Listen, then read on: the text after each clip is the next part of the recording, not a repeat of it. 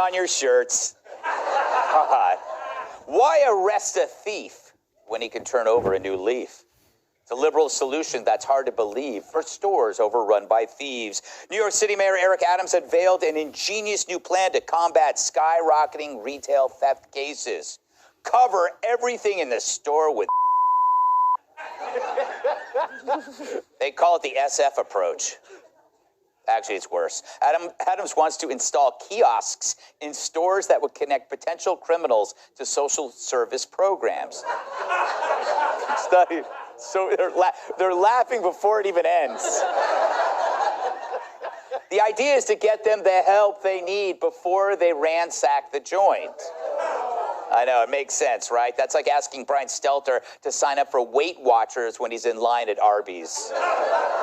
Probably not a bad idea. Adams is also proposing de-escalation training for retail workers, or something we used to call groveling. So rather than enforce the law and prosecute shoplifters, many of them repeat offenders, the mayor's office seemingly wants to solve the crime problem by assuming criminals hell-bent on stealing will instead take the initiative and avail themselves to free resources via a kiosk. It's the same logic behind most reform. If we don't punish criminals, then maybe they won't be criminals. Everyone assumed when recidivists were released from prison, they'd just go home and be great dads. Well, that was one hell of an assumption, and it was wrong, as well as a lame replacement for police and prosecution, which used to be, a great crime deterrent.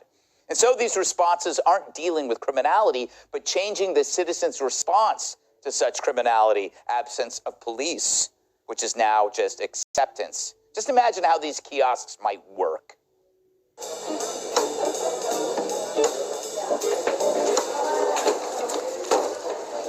Whoa, sir, excuse me. I can tell you have no intention of paying for this stuff. Allow me to de-escalate this situation. Have you heard about our social services kiosk?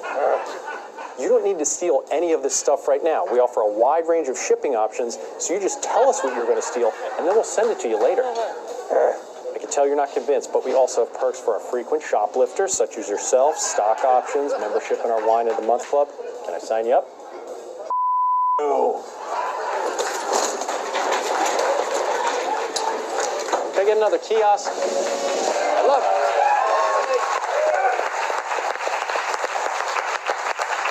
Excellent work on finding something that is almost like a kiosk. Must have been hard. Yeah. Joe, I think you love a good kiosk, don't you? I love a good kiosk, Greg. That is true. But what I don't love is being embarrassed in public. And to me, if someone stops me at a store and says, "You've been shoplifting, will you look at this kiosk?" I'm not going to wait around and be humiliated like that. I wear a false mustache when I buy Activia.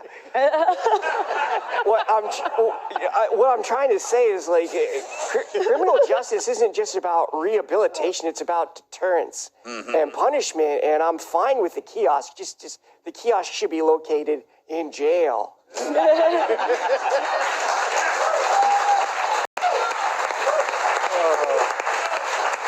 Kathy gives me an idea, like, about deterrence. The kiosk should pop up and out come a machine gun. And it just shoots the guy in the head. You think that's a little strong?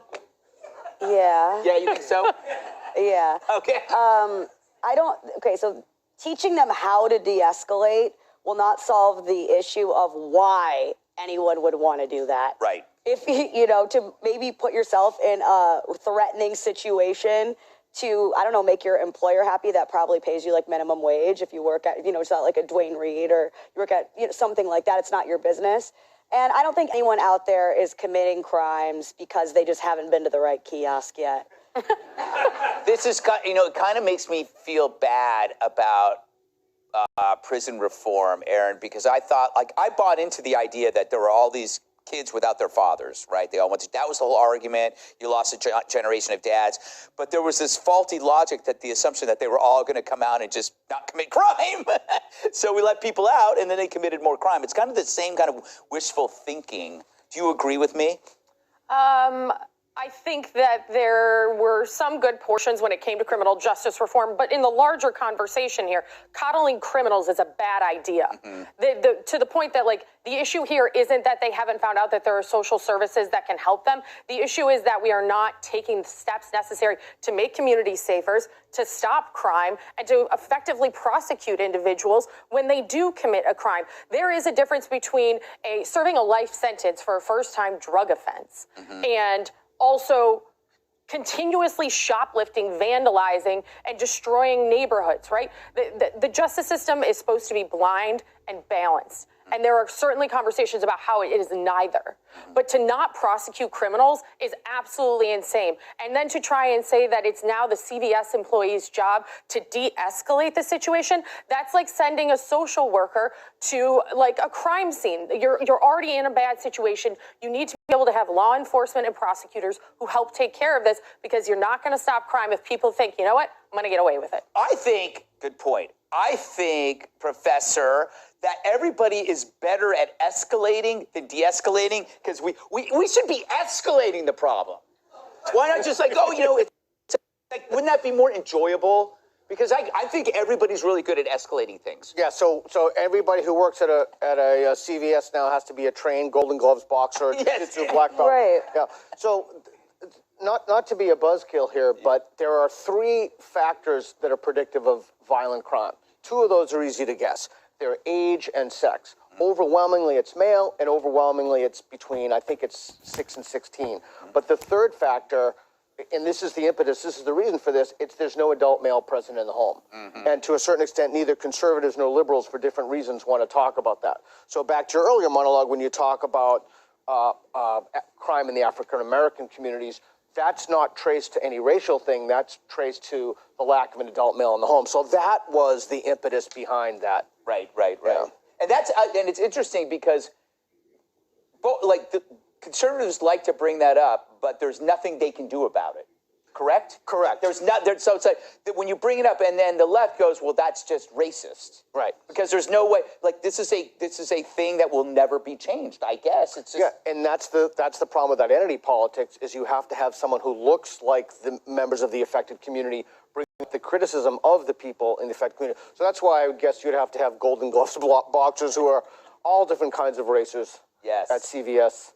Yeah. And even Fox Security. I think they would make it nice. I think they need to make all the drugstores look better. They're very depressing. Do you ever go to CVS or Walgreens? I just feel very sad when I go in there. That's because you're not at the kiosk. Yeah, I'm not at the kiosk. It's also because I'm picking up a prescription. And if I'm picking up a prescription, I'm in a lousy mood. Well, that went over well. Probably should end this segment here, huh? Well, let's keep talking.